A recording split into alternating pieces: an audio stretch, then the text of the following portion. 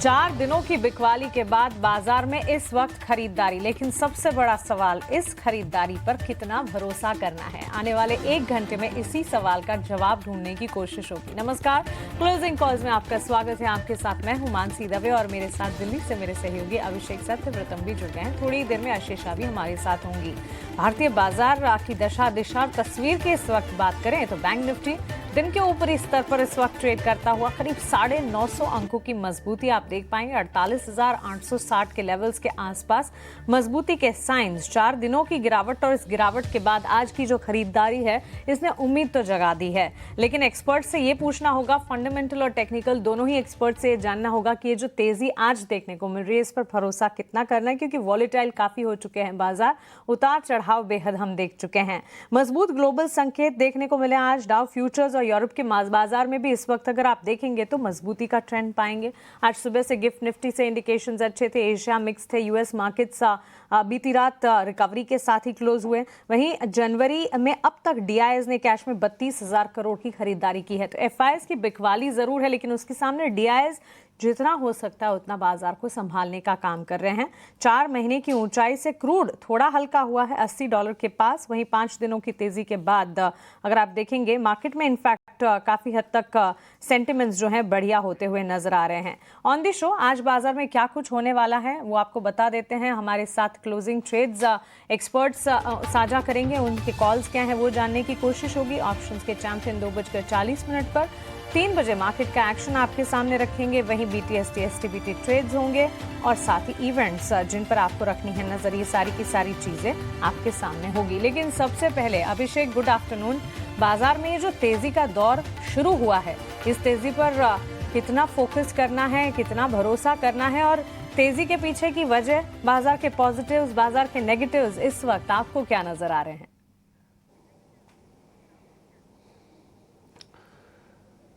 मानसी, देखिए इस तेजी पर कितना भरोसा करें, क्योंकि अगर आप निफ्टी बैंक को देखेंगे आज 800-900 अंकों की तेजी आपको जरूर दिख रही है, लेकिन ये याद रखिए कि 51,200 से लगातार निफ्टी बैंक में गिरावट आई थी और अब ये थोड़ा सा बाउंस आ रहा है, लोअर लेवल पर पार्टिसिपेशन आ रहा है, क्योंकि जो बड़े शेयर थे थोड़े ज़्यादा टूट गए थे। एसबीआई 750 के नीचे आ गया था, 1650 के नीचे एचडीएफसी बैंक आ गया था, 1300 के नीचे हम आईसीआईसीआई बैंक के शेयर को ट्रेड करते हुए देख रहे थे। तो वहां पर थोड़ा सा पार्टिसिपेशन आया, उसके चलते हम तेजी देख रहे हैं। लेकिन बाजार में जो बुरी चीजें थी क्या वो दूर हो गई हैं? जब तक वो दूर नहीं होती हैं तब तक ये तेजी टिक पाएगी ये कहना मुश्किल है। एक दिन की तेजी से हम ज्यादा कुछ निकाल नहीं सकते। निफ्टी की आप तेजी देखिए कितनी बमुश्किल आधे % के आसपास की तेजी है। गिरे कितने हैं हम ऊपर से अगर देखेंगे तो 10% से ज्यादा नीचे बाजार है। 23,175 के आसपास के लेवल है, 100 अंकों से भी कम की तेजी है।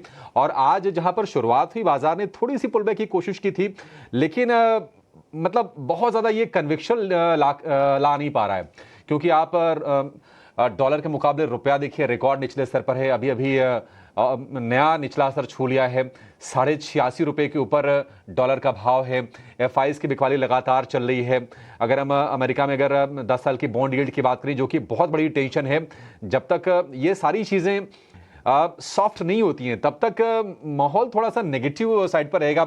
इस तरह के बाउंस आते रहेंगे, ऐसा नहीं कि बाजार एक तरफा ही गिरता जाए, नहीं, ऐसे बाउंस आएंगे। लोअर लेवल पर थोड़े से ट्रेडर्स, थोड़े से निवेशक एक्टिव होंगे, जो डोमेस्टिक फंड से वो बाय करेंगे, वो तो अपॉर्चुनिटी के तौर पर देख रहे हैं।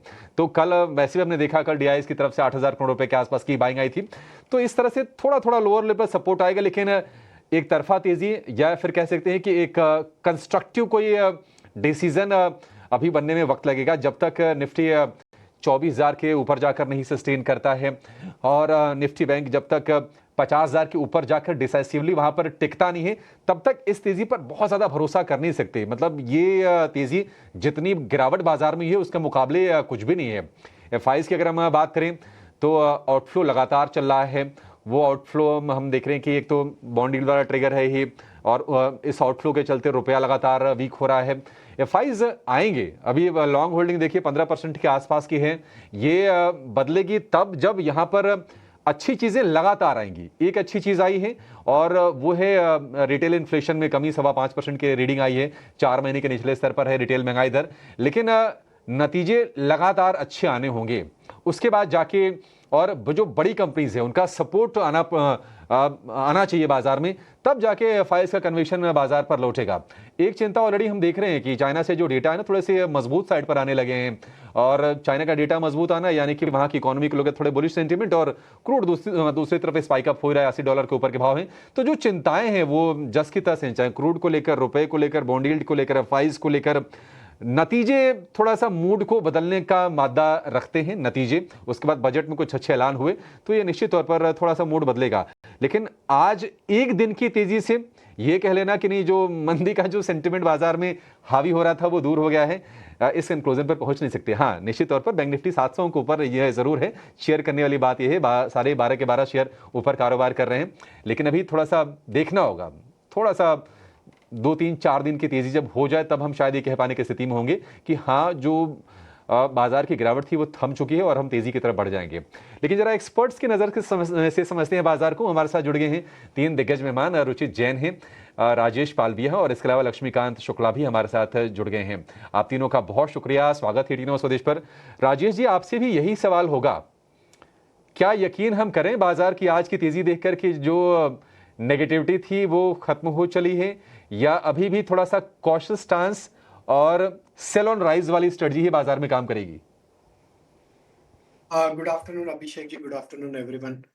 सो देखिए, आपके सवाल का जवाब अभी इस वक्त पे कि हम क्या अब ये टिकेगी तेजी या ये पुल बैक कंटिन्यू रहेगा, ये थोड़ा डिफिकल्ट है। बिकॉज ये पहला दिन है, इतनी गिरावट के बाद मार्केट ने एक रिकवरी के साइन दिए हैं। तो यहाँ पे अभी देखना होगा कि यहाँ पे फॉलोअप एक्शन अगले 1 या 2 ट्रेडिंग सेशन आती है नहीं। बिकॉज इसको हम एक टेक्निकल पुल बैक ही बोल सकते हैं, क्योंकि ओवरसोल्ड ट्रेजेक्टरी में ऑलरेडी मार्केट आ चुका था, तो वहां से एक टेक्निकल पुल बैक आना स्वाभाविक था और वही एक होते हुए दिख रहा है। स्ट्रक्चर की बात करें तो स्ट्रक्चर तो अभी भी वीक ही है, सेल ऑन राइज का ही मार्केट है। जब तक हम 23,500 23,600 के लेवल क्रॉस नहीं कर लेते क्लोजिंग बेसिस पे, वीकली क्लोजिंग बेसिस पे, जब तक ये उछाल जो भी आएगी यहाँ पे वापस से शॉर्ट ट्रेड हावी होते हुए दिखेंगे। उछाल में कहीं ना कहीं मार्केट ओवरसोल्ड था, तो शॉर्ट सेलर्स के लिए भी कॉन्फिडेंस थोड़ा लो ही था, क्योंकि इतने गिरे हुए मार्केट में रिस्क टू रिवॉर्ड उनके फेवर में नहीं था। तो थोड़ा पुल बैक का वेट शॉर्ट सेलर भी करेंगे, और मार्केट में ये पुल बैक जो बना है, यहाँ पे वापस जो स्टॉक्स में ऑलरेडी स्ट्रक्चर वीक हो चुके हैं वहां पे वापस शॉर्ट पोजीशन बनते हुए दिखेगी। तो अभी कुछ स्टॉक्स में जरूर शॉर्ट कवरिंग आते हुए दिखी है, बट वो पहला दिन है, हमें देखना होगा अगर अगले 1 या 2 ट्रेडिंग सेशन में और इस तरीके से पुल बैक एक्सटेंड हो सकता है, तो होता है तो ही हमें लगता है कि थोड़ी ये तेजी फिर टिक सकती है। अदरवाइज अभी भी यहाँ पे जो फंसे हुए हैं स्टॉक्स में, कहीं ना कहीं वो निकलने की चेष्टा करेंगे और यहाँ पे एग्जिट ही लेते हुए दिखेंगे। तो 23,500 23,600 जब तक क्रॉस नहीं होंगे, सेल ऑन राइज का ही मार्केट है। डाउन साइड में 23,000 इंपॉर्टेंट क्रिटिकल सपोर्ट एरिया, अगर वो टूटता है तो 22,800 तक की जगह भी ओपन होते हुए दिखेगी। आज एक ओवरसोल्ड ट्रेजेक्टरी से बैंक निफ्टी ने काफी स्मार्ट पुल बैक दिया है। ऑलमोस्ट हमने देखा करीब 900 950 पॉइंट की एक पुल बैक बनी है, क्योंकि काफी ओवरसोल्ड हो चुकी थी बैंक निफ्टी। अगर हम देखें तो पिछले दिनों में जो गिरावट देखने को मिली, काफी बड़ी गिरावट थी, और उसके लिए वहां पे भी एक पुल बैक बना है। अब इस पुल बैक में बैंक निफ्टी में भी 49,200 का लेवल क्रॉस होना काफी इंपॉर्टेंट है। जब तक वो क्रॉस नहीं होगा तो यहाँ पे भी हायर साइड पे वापस से हमें लगता है कि सप्लाई आते हुए दिखेगी। एंड डाउन साइड में 48,500 इमीडिएट सपोर्ट, अगर वो फिसलता है वापस उसके नीचे, तो ये गिरावट वापस कंटिन्यू होते हुए दिख सकती है। तो अभी दोनों ही इंडाइसेस पे सेल ऑन राइज का ही मार्केट है। कॉन्फिडेंस अभी भी लो ही है, क्योंकि कोई भी एज सच, क्योंकि मार्केट गिरावट का कारण मैक्रो ट्रिगर्स थे, कॉर्पोरेट अर्निंग्स जिसकी चिंताएं हैं, और भी जो इवेंट लाइंड अप है उनको लेके मार्केट गिर रहा था, और वहां पे कहीं भी कोई बदलाव अभी तक आया नहीं है। तो ये एक टेक्निकल पुल बैक ही है, और ये अभी हमें लगता है सेल ऑन राइज ही रहेगा। बिल्कुल, तो नज़रिया सेल ऑन राइज यहाँ पर रणनीति बनानी चाहिए। इंडेक्स लेवल पर आज के सत्र में अच्छी खासी तेजी दिखी है, लेकिन आगे बढ़ते हैं, स्टॉक स्पेसिफिक आइडियाज ले लेते हैं हमारे मेहमानों से अगले सेगमेंट में क्लोजिंग कॉल्स।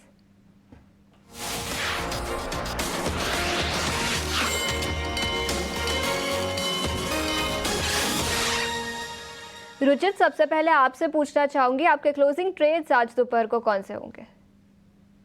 जी वेरी गुड आफ्टरनून। दो स्टॉक्स है खरीदारी की साइड, लेकिन ऐसे मार्केट्स में हम ऐसे ही स्टॉक्स नो ढूंढ रहे हैं कि जो पिछले रीसेंट करेक्शन में भी आउट परफॉर्म कर रहे थे, rather than pull back move को ट्रेड करने से बेटर है। और इसमें से एक है बजाज फाइनेंस, जहाँ पे clear high top high bottom का स्ट्रक्चर ये स्टॉक में बना है। पिछले कुछ दिनों में जब पूरा एनबीएफसी स्पेस या बैंकिंग और एनबीएफसी में एक करेक्टिव फेज था, तो ये स्टॉक ने एक अच्छा रिलेटिवली आउट परफॉर्मेंस दिखाया है। सो अब जब अगर मार्केट में यहाँ से चाहे पुल बैक मूव हो या आगे थोड़ी स्ट्रेंथ कंटिन्यू भी रहती है, तो यहाँ पे एक आउट परफॉर्मेंस बजाज फाइनेंस जैसे स्टॉक से मिल सकती है। 7,190 के स्टॉप लॉस के साथ खरीदारी करने की सलाह रहेगी बजाज फाइनेंस को 7,600 के अराउंड के टारगेट्स के लिए। और बायोकॉन मेरा दूसरा पिक रहेगा, जहाँ पे काफी स्ट्रॉन्ग प्राइस वॉल्यूम एक्शन आज देखने को मिला है। पूरा कंसोलिडेशन के ब्रेकआउट के वर्ज ऊपर है ये स्टॉक, और अगर ये ब्रेकआउट का फॉलोअप मूव रहता है तो हम एक अच्छी तेजी ये स्टॉक में एक्सपेक्ट कर सकते हैं। अगेन ये एक ऐसा स्टॉक रहा है कि जो जिसमें बाजार के मंदी के टाइम पे ये स्टॉक पे ज्यादा असर नहीं रहा था। सो आई थिंक दोनों ही स्टॉक्स ऐसे है कि जहाँ पे मार्केट की रीसेंट मंदी का असर नहीं है, और अब दोनों ही अपमूव के साइंस दिखा रहे हैं। बायोकॉन में 375 के स्टॉप लॉस से खरीदारी की सलाह है 415 के टारगेट्स के लिए। सेक्टर से बायोकॉन पर खरीदारी की राय 415 तक के लक्ष्य नजर आ सकते हैं। और इसी के साथ बजाज फाइनेंस स्टॉक पर 7,600 तक के लक्ष्य और 7,190 का स्टॉप लॉस बनाने की सलाह हमें रुचित ने दी है। लक्ष्मीकांत जी, आपके ट्रेडिंग कॉल्स आज दोपहर को कौन से होंगे? गुड आफ्टरनून रशिया जी, और सभी पैनलिस्ट को भी मेरा गुड आफ्टरनून। सबसे पहले मैं बाइंग कॉल रेकमेंड करना चाहूँगा, जिसमें से मेरा जो पिक है आज एसबीआई लाइफ है। कई दिनों से एसबीआई लाइफ में हमें देखने को मिला है कि यहाँ पे स्टेबिलिटी दिखाई दे रही है। करेंटली इसने आज एक बुलिश हेड एंड शोल्डर का ब्रेकआउट भी दिया है, और अभी ये स्टॉक अपने जो शॉर्ट टर्म मूविंग एवरेज है उसके ऊपर सस्टेन कर रहा है। आरएसआई भी अपने 60 मार्क के ऊपर ट्रेड कर रहा है। तो ओवरऑल एसबीआई में स्ट्रेंथ आता हुआ दिखाई दे रहा है, तो करंट लेवल्स पे हम इसको बाय करके चल सकते हैं। इसमें जो हमारा स्टॉप लॉस रहेगा वो रहेगा 1445 का, और जो टारगेट निकल कर आ रहे हैं वो आ रहे हैं 1595 के। दूसरा मेरा सेलिंग का रिकमेंडेशन रहेगा, जो कि है कोलपाल में। कोलपाल पॉम्युलिम में हमें एक डिसेंडिंग ट्राइंगल का पैटर्न का फॉर्मेशन बनता हुआ दिखाई दे रहा है, और पिछले 3 से 4 दिनों के अगर हम लेवल्स देख रहे हैं तो यहाँ पे लोअर टॉप्स और लोअर बॉटम का फॉर्मेशन बनता हुआ दिखाई दे रहा है with the formation of bearish candle. तो मुझे लगता है कि अगर ये स्टॉक 2790 के नीचे सस्टेन होता है तो वहां से हमें अच्छी खासी गिरावट देखने को मिलेगी। वहीं पे डिसेंडिंग ट्रायंगल का ब्रेकडाउन भी हमें देखने को मिल सकता है। तो जो निचले स्तर के जो टारगेट निकल कर आ रहे हैं वो आ रहे हैं 2495 के, और हमें इसमें 2805 का स्टॉप लॉस मेंटेन रखना है। पर बिकवाली की राय 2495 तक के लेवल्स नजर आ सकते हैं। और इसके अलावा एसबीआई लाइफ इंश्योरेंस सेक्टर से स्टॉक पर खरीदारी की राय 1595 तक के लेवल्स और 1445 का स्टॉप लॉस बनाने की सलाह लक्ष्मीकांत जी ने दी है। राजेश जी, आपके टॉपिक्स आज कौन से होंगे? तो अशिया जी, पहला स्टॉक रुचित के साथ मेरा कोइंसाइड हो रहा है, जो कि बजाज फाइनेंस है। बजाज फाइनेंस पे व्यू बुलिश है, और जिस तरीके की स्ट्रेंथ ये स्टॉक ने इस वॉलेटाइल मार्केट में दिखाई है, comfortably 20 day 50 day moving average के ऊपर सस्टेन करता हुआ दिख रहा है। तो हमें भी लगता है यह स्टॉक में एक मोमेंटम हायर साइड पे एक्सटेंड होते हुए दिखेगा, एंड देन टारगेट 7,550 7,600 की तरफ आते हुए दिखेंगे। तो बजाज फाइनेंस पे बाय करने की सलाह है। स्टॉप लॉस होगा 7265। दूसरा स्टॉक फार्मा स्पेस से, और उसमें हमें लगता है डीवीज लैब यहाँ पे फोकस में रखा जा सकता है। और डीवीज लैब का भी स्ट्रक्चर अगर हम देखें तो बुलिश है। स्टॉक ने ऑलमोस्ट करेक्शन में 100 डे मूविंग एवरेज के आसपास से सपोर्ट लेके आज अब अपने 50 डे मूविंग एवरेज को भी ये क्रॉस करते हुए दिख रहा है। स्टॉक के लॉन्ग टर्म स्ट्रक्चर बुलिश है। एक करेक्शन के बाद स्टॉक वापस एक रिकवरी का ट्रेंड दिखा रहा है, और फार्मा एज ए स्पेस हमें यहाँ पे पसंद है। Overall structure most of the pharma stocks के स्टेबल है। डिवीज लैब में हम टारगेट एक्सपेक्ट करें 6060 तक आते हुए दिख सकता है। तो डिवीज लैब पे बाय करने की सलाह 5895 के स्टॉप लॉस से। ओके, तो चलिए एक बजाज फाइनेंस पर राय, दोनों ही राजेश जी और रुचित जी की तरफ से खरीदारी की राय, और pharma health care diagnostic pack से डिविज लेबोरेटरीज पर राजेश जी का भरोसा, उनकी दी स्ट्रैटेजी। टारगेट स्टॉप लॉस आप अपने टीवी स्क्रीन पर देख रहे हैं। 6600 तक के टारगेट्स 6060 तक के टारगेट्स यहाँ पर देखने को मिल सकते हैं 6060 के डिविज लेबोरेटरीज में। फार्मा की जहाँ बात चली है, बायोकॉन के स्टॉक प्राइस को एक बार पुल अप करना चाहिए। काफ़ी अच्छा एक्शन आज के सत्र में, ऑलमोस्ट 6% की मजबूती इस वक्त भी बायोकॉन के चार्ट्स में नजर आएगी 387 के लेवल्स पर। राजेश जी, आपसे ही राय जानना चाहेंगे। HSBC की एक रिपोर्ट आई है, रिड्यूस से बढ़ाकर इन्होंने खरीदारी की राय दी है बायोकॉन में। लक्ष्य जो है 290 से बढ़ा दिए हैं और 430 तक जाने की संभावना इस रिपोर्ट में जताई गई है। ग्रोथ के लिए कई सारे ट्रिगर्स इन्हें मौजूद नजर आते हैं और इस रिपोर्ट का एक असर जो कि बायोकॉन के स्टॉक प्राइस में आज देखने को मिला, आपके हिसाब से टेक्निकली चार्ट्स कितने दुरुस्त हैं? तो मानसी जी, बिल्कुल स्टॉक का स्ट्रक्चर बुलिश ही है और स्टॉक में अगर हम देखें तो series of higher top higher bottom formation है वीकली डेली चार्ट पे, और स्टॉक एक अप स्लोपिंग चैनल में ही ट्रेवल करते हुए दिख रहा है, जो कि क्लियरली दिखाता है एक सस्टेन बाइंग एक्शन यहाँ पे बनी हुई है। स्टॉक अपने एक मल्टीपल सप्लाई जोन की तरफ अप्रोच करते हुए दिख रहा है, जो कि करीब 390-95 के जोन में, और हमें लगता है कि जिस तरीके की स्ट्रेंथ ये स्टॉक में है, ये अपने सप्लाई जोन को क्रॉस करने में भी कामयाब होते हुए दिखेगा, एंड देन इसके टारगेट 420-430 की तरफ भी आते हुए दिखेंगे पोजिशनली। तो यहाँ पे बाय ऑन डिप्स की रणनीति रखेंगे, जिनके पास करंट ट्रेड है बिल्कुल बने रहे। पोजिशनली हमें 430 तक के लक्ष्य इसमें लगता है आते हुए दिख सकते हैं। तो यहाँ पे स्टॉप लॉस जो रखना होगा वो करीब होगा 368 के आसपास। 368 का स्टॉप लॉस, 387 के लेवल्स पर ये कर रहा है ट्रेड और इस वक्त मजबूती के साइंस क्लियरली नजर आ रहे हैं। लेकिन एक स्पेस है जिस पर लगभग रोज बातचीत होती है, वो है करेंसी, और डॉलर के मुकाबले लगभग तमाम इमर्जिंग मार्केट्स की जुड़ी कंपनी करेंसीज जो हैं वो कमज़ोर हो रही हैं। इसी तरह का हाल रुपए का भी है। डॉलर के मुकाबले रिकॉर्ड निचले स्तर पर रुपया है। इंट्राडे में पहली बार हमने देखा 86 रुपये और 63 पैसे तक फिसलता हुआ। इस वक्त भी अगर आप देखेंगे कमज़ोरी और रुपए की करंट सिचुएशन और RBI की तरफ से क्या इंटरवेंशंस आ रहे हैं, सारी की सारी डिटेल्स अपडेट्स लेकर हमारे सहयोगी अंकुर अब हमारे साथ जुड़ गए हैं। अंकुर, आप बताइए। जी हाँ, बिल्कुल। कई सारे ट्रेडर्स ये कयास लगा रहे थे कि आखिर कब रिजर्व बैंक ऑफ इंडिया जो रुपया लगातार गिर रहा है उसके लिए इंटरवीन करेगा। तो हमने अपने कई सूत्रों को पता करने की कोशिश की कि आखिर RBI की स्ट्रैटेजी क्या है। सूत्रों ने हमें यही बताया है कि रिजर्व बैंक किसी भी तरीके का कोई लेवल वॉच नहीं करेगा। इनफैक्ट एक wait and watch kind of strategy है, जहां पर जो ऑर्डरली अगर डिप्रिसिएशन हो रहा है तो उसे होने दिया जाएगा। ऐसा नहीं है कि RBI तुरंत जाके उसको रोकने की कोशिश करेगा।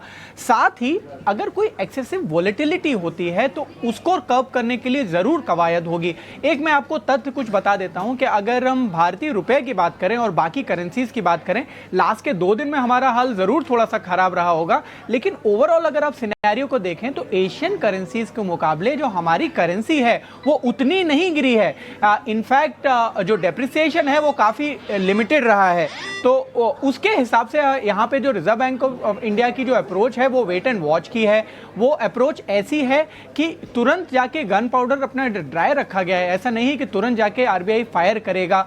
जो पहले की strategy reserve bank of India की रही है कि एक लेवल पे आके जरूर पहले डिफेंड किया था, लेकिन हमारा जो डेप्रिसिएशन है वो 2% के आसपास का है अगर हम पूरा फॉल भी मिला लें, जबकि बाकी करेंसीज आप देखेंगे तो 3-3.5% तक गिर गई हैं। तो एशिया बास्केट में अभी भी हम बेहतर कर रहे हैं और इस बात को लेके RBI ने जरूर नजर रखी हुई है। RBI बिल्कुल वॉच कर रहा है कि हम कितना डेप्रिसिएशन होने देना चाहते हैं, लेकिन एक पर्टिकुलर लेवल फिलहाल कोई माइंड में नहीं है। साथ ही आगे आप देखेंगे कि कुछ इवेंट्स भी हैं जिस पर नजर रहेगी, जैसे कि ट्रंप साहब टेक ओवर कर रहे हैं, तो वहां पर किस तरीके की योजनाएं आती हैं उससे जरूर फर्क पड़ेगा। लेकिन अभी के लिए reserve bank of India flexible है और वेट एंड वॉच अप्रोच जारी है। बिल्कुल अंकुर, बेहद ज़रूरी जानकारी इस वक्त आप दे रहे हैं। इनफैक्ट रुपए की करंट सिचुएशन को देखते हुए ये जो सारी की सारी डिटेल्स हैं बेहद मायने रखती हैं। शुक्रिया आपका हमारे साथ जुड़ने के लिए और ये सारी डिटेल्स हमें बताने के लिए। तो लेवल वॉच नहीं करेगा रिजर्व बैंक ऑफ इंडिया, लेकिन स्टांस वेट एंड वॉच का ज़रूर होगा। एक्सेसिव वॉलेटिलिटी जो कि रुपए में दिखेगी उसे कर्ब करने की हर कवायद होगी और रुपए में बड़े उतार चढ़ाव को कम करना चाहता है रिजर्व बैंक ऑफ इंडिया। रुपये के एक्सचेंज रेट और लचीलेपन के पक्ष में है। सारी डिटेल्स आप देख रहे हैं और इस पर लगातार हमारी नज़र है और वक्त वक्त पर एक्सपर्ट्स को जोड़कर और हमारे सहयोगी भी लगातार आपको इस पर सारे अपडेट्स दे रहे हैं। लेकिन चलिए आगे बढ़ते हैं और अब ऑप्शन के चैंपियन हमारे नेक्स्ट सेगमेंट का वक्त हो चला है।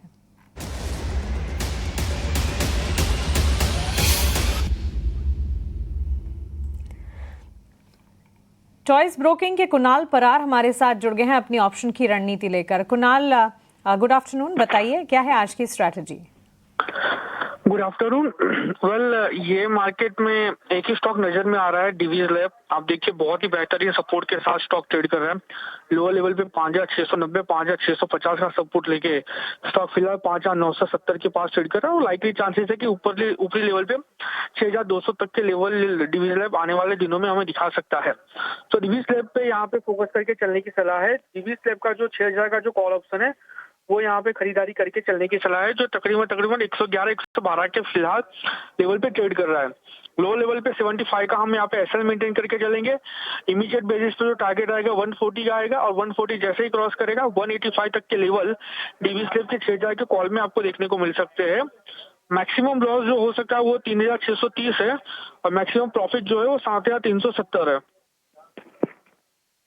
शुक्रिया आपका हमारे साथ जुड़ने के लिए और ये ऑप्शन की रणनीति हमें बताने के लिए। डिविज लैबोरेटरीज 6000 की कॉल खरीदने की राय 111 के दाम पर मिलेगी। लक्ष्य 140, उसके बाद 185 तक किया जा सकता है। स्टॉप लॉस 75 का मेंटेन कीजिएगा। अधिकतम मुनाफा 7370 होने की संभावना और अधिकतम नुकसान 3630 होने की आशंका। लेकिन एक स्टैंडर्ड डिस्क्लेमर एफएनओ ट्रेडिंग को लेकर आपके स्क्रीन पर चलेगा। एफएनओ ट्रेडिंग रिस्की हो सकती है। एफएनओ ट्रेडिंग में 10 में से 9 लोगों को नुकसान होता है। एफएनओ ट्रेडर्स को औसतन 50,000 का नुकसान होता है। घाटा होने के बावजूद 28% ट्रांजैक्शन के रूप में देना होता है। वहीं मुनाफा होने पर 15 से 50% ट्रांजैक्शन के रूप में खर्च होता है। तो एफएनओ में ट्रेड करने से पहले अपने एडवाइजर्स की सलाह जरूर लें।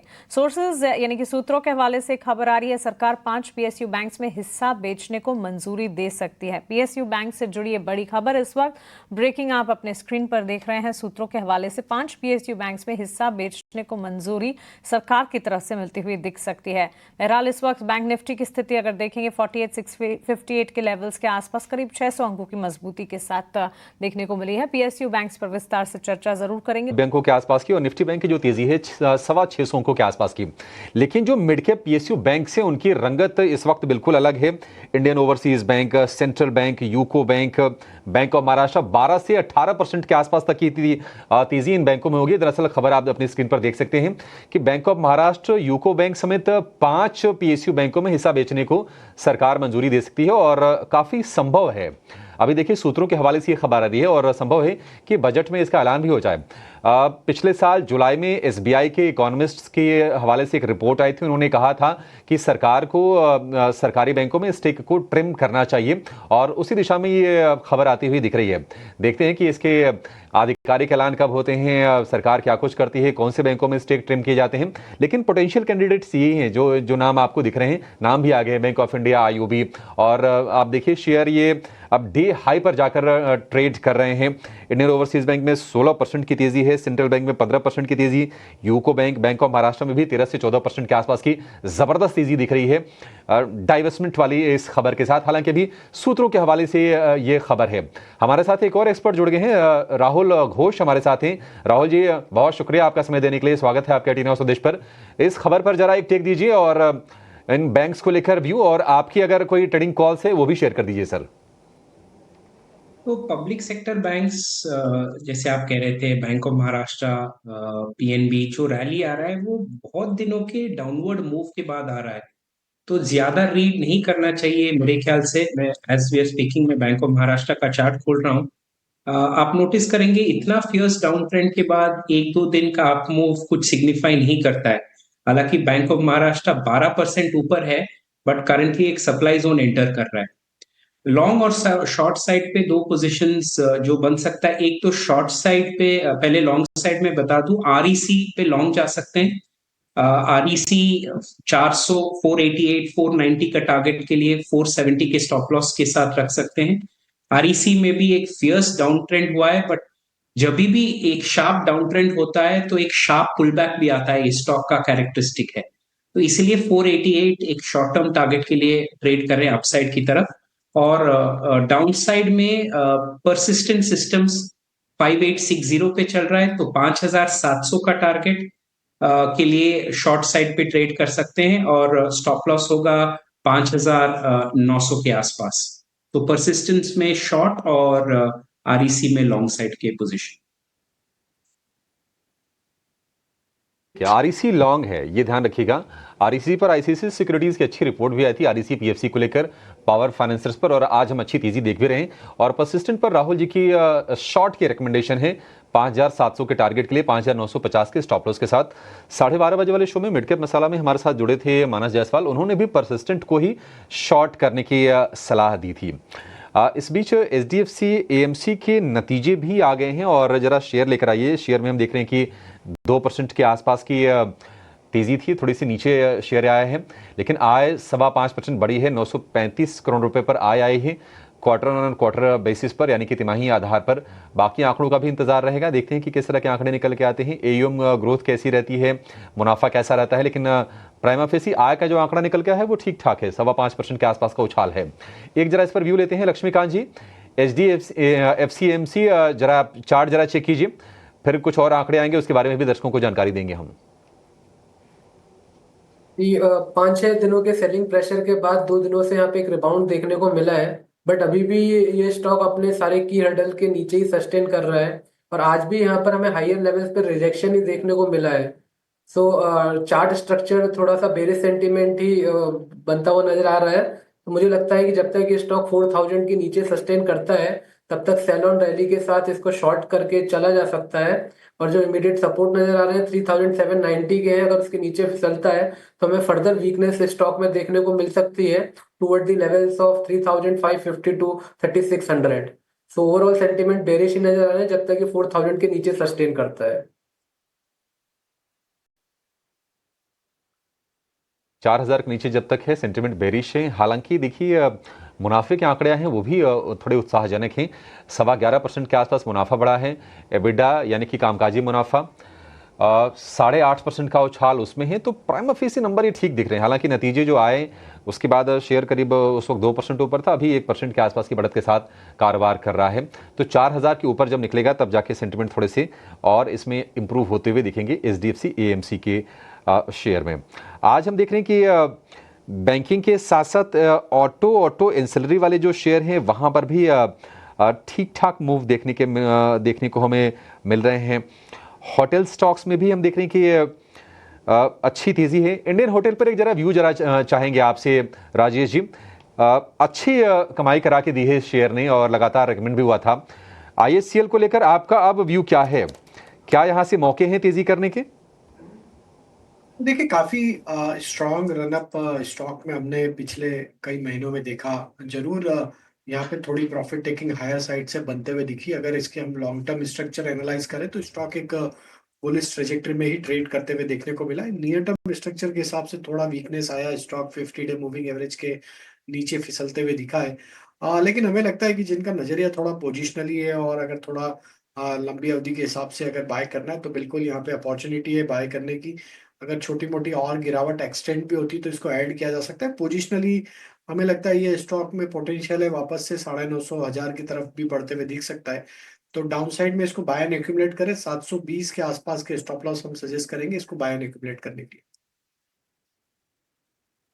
इंडियन होटल्स पर। लेकिन इस बीच कुछ आईटी स्टॉक्स पर भी नजर डालते हैं। एचसीएल टेक में नतीजों के बाद भारी भरकम गिरावट तो दिखी है, लेकिन एचसीएल टेक के अलावा कई और स्टॉक्स में भी गिरावट है। LTI, Mindtree, LTTS, persistent systems सभी स्टॉक्स में 2.5 से 4.5% की गिरावट दिखी है। रुचित, क्या राय होगी आपकी इन आईटी स्टॉक्स पर?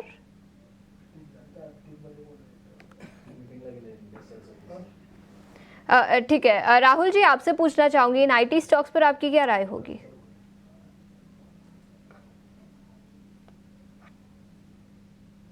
There was a little technical issue at my end.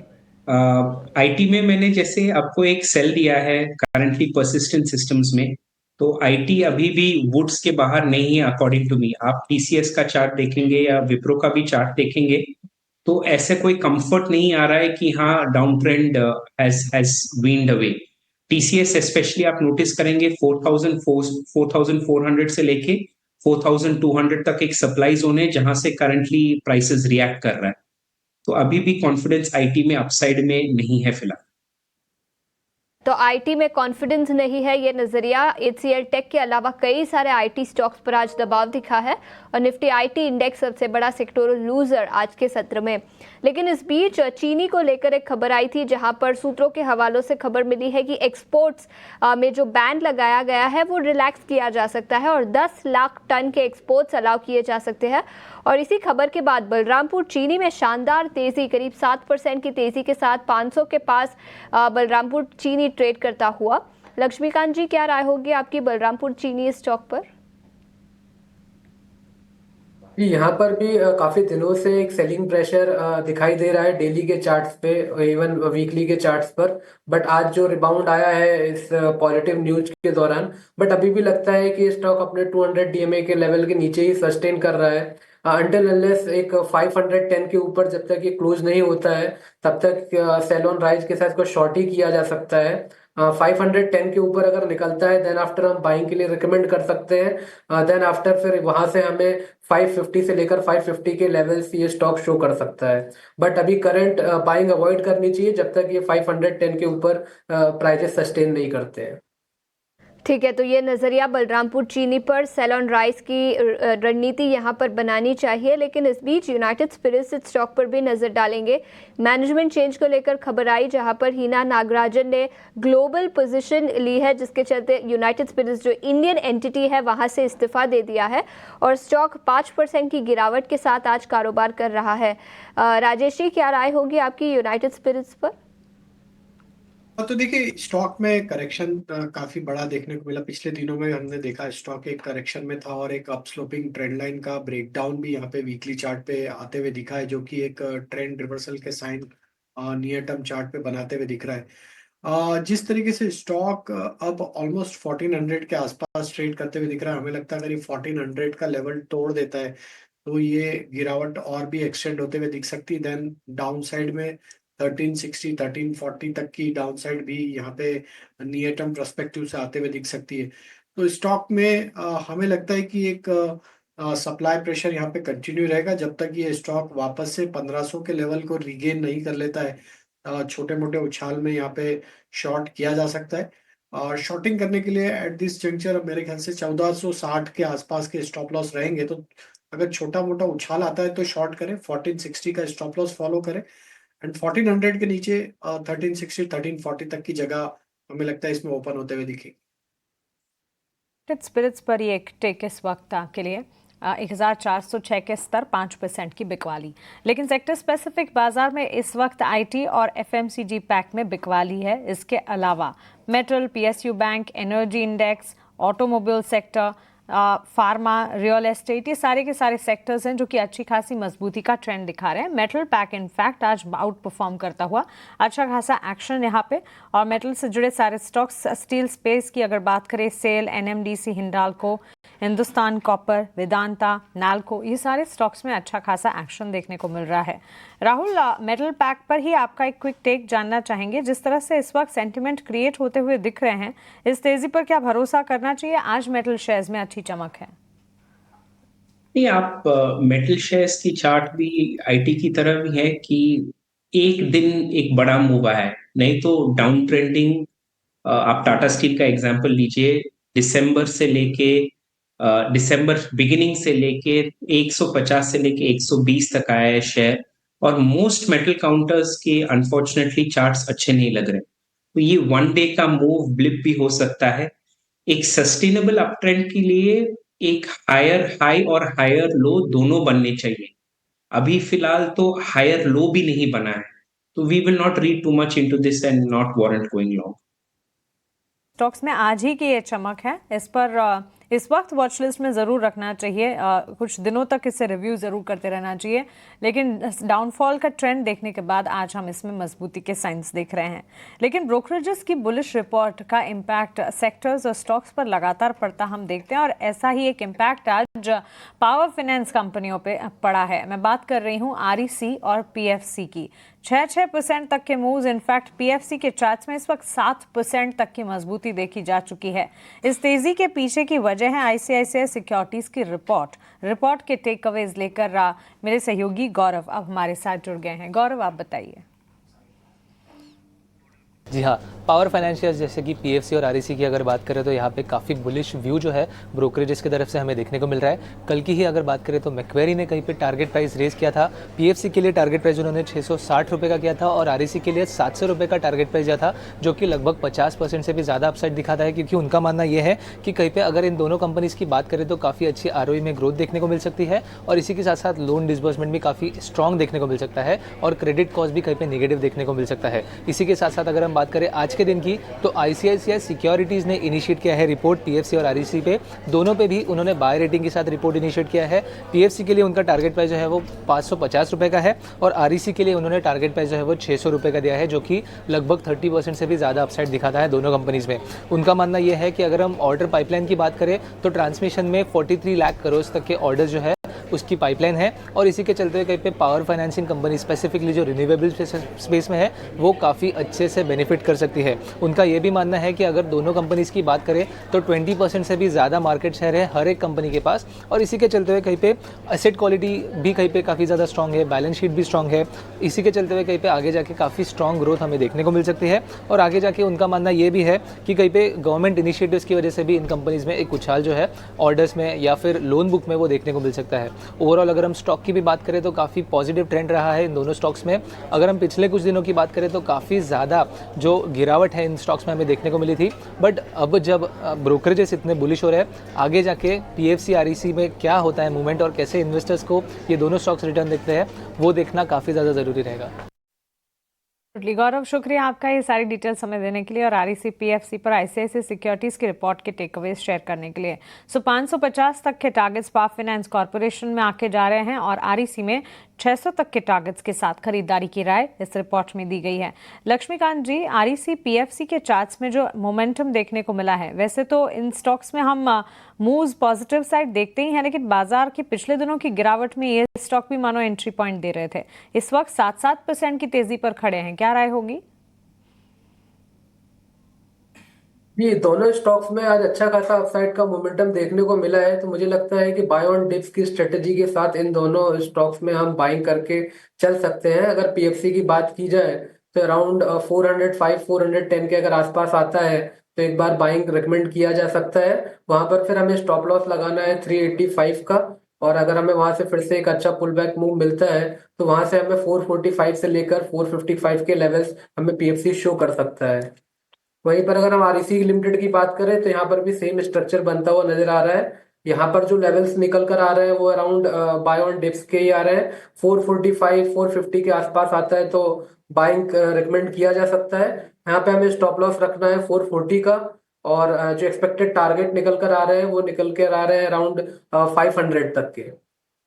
ठीक है, तो ये एक राय बनती हुई आरईसी और पीएफसी पर। क्लियरली ब्रोकरेज के जो रिपोर्ट्स हैं, बुलिश रिपोर्ट का इम्पैक्ट इन स्टॉक्स पर इस वक्त बनता हुआ देखने को मिला है और ब्रोकरेज रिपोर्ट्स का इम्पैक्ट सेक्टर्स और साथ ही स्टॉक्स पर लगातार हम देखते ही हैं। लेकिन आज से यानी कि 14 जनवरी से, इनफैक्ट कल शाम लोहड़ी मनाई गई और उसके ठीक बाद आज देश के अलग अलग हिस्सों में अलग अलग फेस्टिविटीज़ का माहौल देखने को मिला है। देखिए, मकर संक्रांति मनाई जा रही है, बिहू मनाया जा रहा है, पोंगल मनाया जा रहा है और साथ ही वालिका और उत्तरायण यानी कि मकर संक्रांति का जो त्यौहार है वो काइट फ्लाइंग का त्यौहार जो है और इसके अलावा भी पोंगल के त्यौहार। तो अलग अलग हिस्सों में अलग अलग फेस्टिविटीज़ का माहौल और आज ही के दिन से कह सकते हैं कि फेस्टिवल्स की वापस से शुरुआत होती हुई नज़र आएगी। Makar Sankranti kite flying festival वैसे तो देश भर में अलग अलग हिस्सों में अलग अलग तरीक़ों से मनाया जाता है, लेकिन गुजरात में अलग ही ट्रेंड मकर संक्रांति को लेकर और अलग ही एक्साइटमेंट होता है। इस त्यौहार के मौके पर अहमदाबाद में काइट फेस्टिवल चल रहा है। इस दौरान अहमदाबाद का आसमान रंग बिरंगी पतंगों से भर जाता है। केंद्रीय गृह मंत्री अमित शाह भी पतंग उत्सव में शामिल हुए और ये तस्वीरें आप वहीं से देख रहे हैं। इस कार्यक्रम में गुजरात के मुख्यमंत्री भूपेंद्र पटेल ने भी शिरकत की। गुजरात में उत्तरायण के मौके पर पतंगबाजी देखने लायक होती है, जिसके प्रसारण जीवन प्रसारण इस वक्त आप अपडेट्स आप देख रहे हैं। तेजी हो और हम देख रहे हैं कि सरकारी बैंक, खासतौर से जो मिड कैप पीएसयूज हैं, जो खबर आई है कि सूत्रों के हवाले से कि उसमें डाइवेस्टमेंट हो सकता है। 5 बैंकों का नाम भी आया है।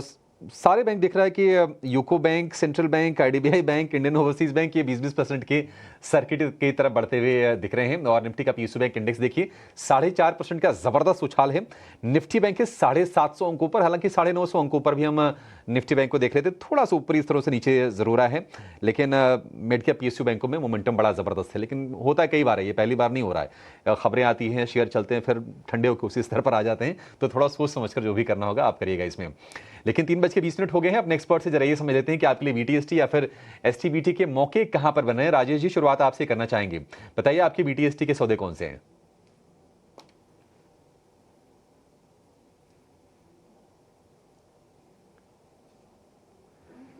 राजेश जी।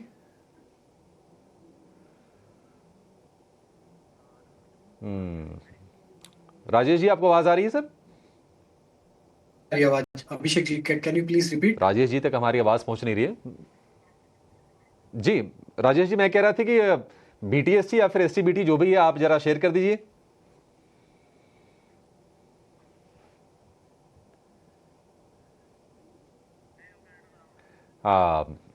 आवाज पहुंच नहीं पा रही है, कुछ तो दिक्कत है, कोई बात नहीं। लक्ष्मीकांत जी हमारे साथ जुड़े हुए हैं।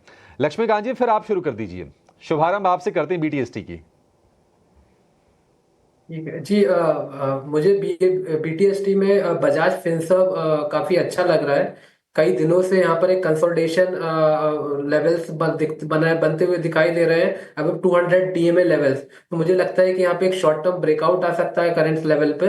सो 1665 के स्टॉप लॉस के साथ हम बजाज फिनसर्व को बाय करके चल सकते हैं, और जो एक्सपेक्टेड टारगेट नजर आ रहे हैं वो आ रहे हैं 1810 के।